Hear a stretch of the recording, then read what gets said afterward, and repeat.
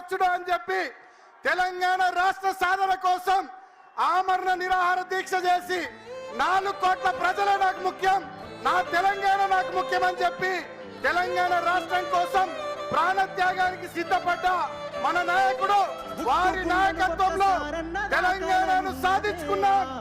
తెలంగాణ జాతిపిత తెలంగాణ ప్రజల కష్టాలను కన్నీళ్లను తుడవడానికి 10 ఏళ్లు అద్భుతంగా ప్రగతి ప్రస్థానంలో తెలంగాణను ముందుకు తీసుకెళ్లినటువంటి మన తెలంగాణ జాతిపిత పెద్దలు కేసీఆర్ గారు సభా ప్రాంగణానికి విచ్చేస్తున్నారు.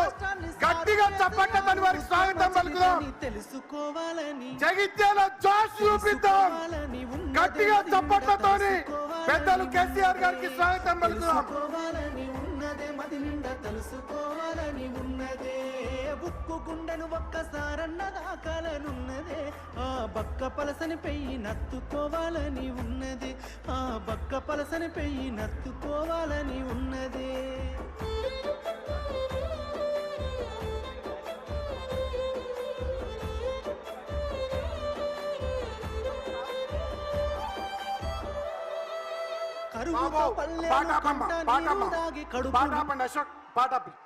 పెద్దలు గౌరవనీయులు తెలంగాణ జాతిపిత కేసీఆర్ గారు సభ ప్రాంగణానికి విచ్చేస్తున్నారు. వేదికపైకి గట్టిగా చప్పట్లతోని మన నాయకుడు, చావు నోట్ల తలబెట్టి తెలంగాణ తెచ్చిన నాయకుడు, తెలంగాణ ప్రజల కష్టాలకు కన్నీళ్లు పోగొట్టినటువంటి తెలంగాణ జాతిపిత కేసీఆర్ గారికి స్వాగతం, సుస్వాగతం.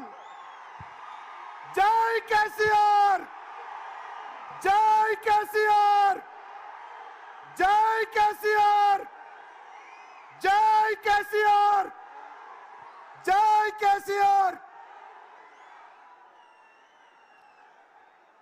బ్యాక్గ్రౌండ్ లో సాంగ్ ప్లే చేయమ్మా.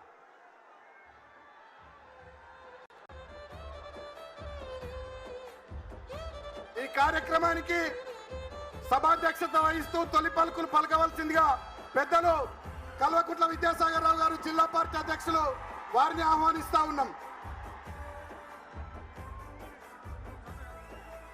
ఊరూర పోరాట అగ్గిరాజేసిన ఉద్యమ కాగడని, మాటల తూటాలు వేలంగా కూలినా నాటి నీ అంత కోటలని, తీగ రెక్కల కింద పావురాలై రాలిపోయిన తారలని తలుసుకుంటూ ఒక్కడు వేలు లక్షలై పోరాడిన తీరుని, నెమరు వేసుకొని నేల తల్లిని కాపాడిన కరుణగల్లా చేతుల్ని ముట్టుకోవాలని, ఒకసారి ముట్టుకోవాలని ఉన్నదే, ముద్దాడి మురిసిపోవాలని ఉన్నదే, ముట్టుకోవాలని ఉన్నదే, ముద్దాడి మురిసిపోవాలని ఉన్నదే.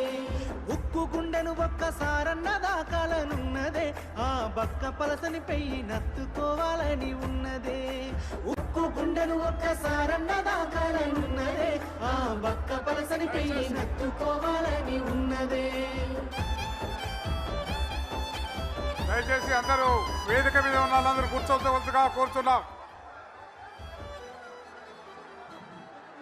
చరిత గుండెల మీద చెక్కిన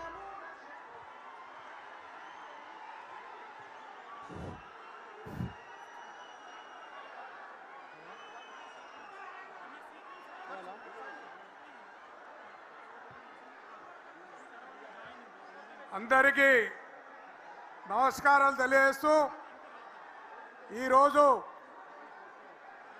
కాంగ్రెస్ సీనియర్ నాయకులు, దాదాపు 4 దశాబ్దాల కాంగ్రెస్ పార్టీ నడిపించిన నాయకుడు జీవన్ రెడ్డి గారు బీఆర్ఎస్లో చేరుతున్న శుభ సందర్భంలో దీనికి ముఖ్య అతిథులుగా వచ్చేసిన జాతిపిత, తెలంగాణ తీసుకొచ్చిన జాతిపితగా, తెలంగాణ రాష్ట్రాన్ని సాధించి తొలి ముఖ్యమంత్రిగా తెలంగాణ రాష్ట్రాన్ని సస్యశ్యామలం చేసిన గౌరవనీయులు పెద్దలు కల్వకుంట్ల చంద్రశేఖరరావు గారికి స్వాగతం పలుకుతూ, 4 దశాబ్దాల సుదీర్ఘ రాజకీయ అనుభవంతో నిత్యం ప్రజల మధ్య నిలిచిన జీవన్ రెడ్డి గారు బీఆర్ఎస్ పౌరులో చేరడం సాధారణంగా ఆహ్వానిస్తున్నాం.